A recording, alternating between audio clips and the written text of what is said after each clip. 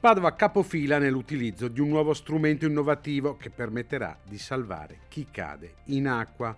Una sacca da lancio, un dispositivo di comune utilizzo nell'ambito del soccorso pubblico.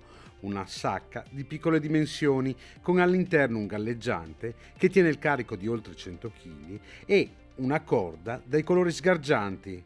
Un progetto che vuole onorare la memoria dell'agente Domenico Zorzino, morto nel Gorzone tentando di salvare un anziano che era caduto con la sua macchina nel fiume. Quella tragica vicenda è stata lo stimolo ulteriore, pesante, forte che abbiamo sentito a fare qualcosa.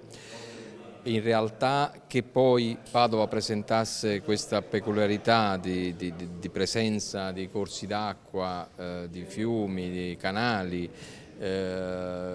insidiosi per la sicurezza delle persone era una cosa che avevamo percepito. Poi la vicenda Zorzino sicuramente ha dato la spinta. Fondamentale la collaborazione con i vigili del fuoco che istruiranno gli agenti della questura padovana all'utilizzo di questo nuovo equipaggiamento. È un dispositivo molto semplice, ma in realtà uno bisogna saperlo usare, perché come tutte le cose vanno fatte bene, altrimenti sono negative e non positive.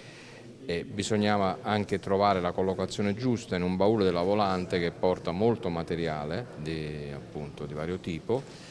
E per questo abbiamo dovuto coinvolgere anche gli uffici centrali della polizia, all'epoca rappresentati dal prefetto Messina che è qui con noi, e tutto ha combaciato, tutti hanno convenuto che l'iniziativa poteva essere utile ed anche esportabile appunto sul territorio nazionale. Le 30 sacche da lancio sono state finanziate dal gruppo Ali della famiglia Canella. Noi ovviamente facciamo parte del territorio, siamo un'azienda familiare.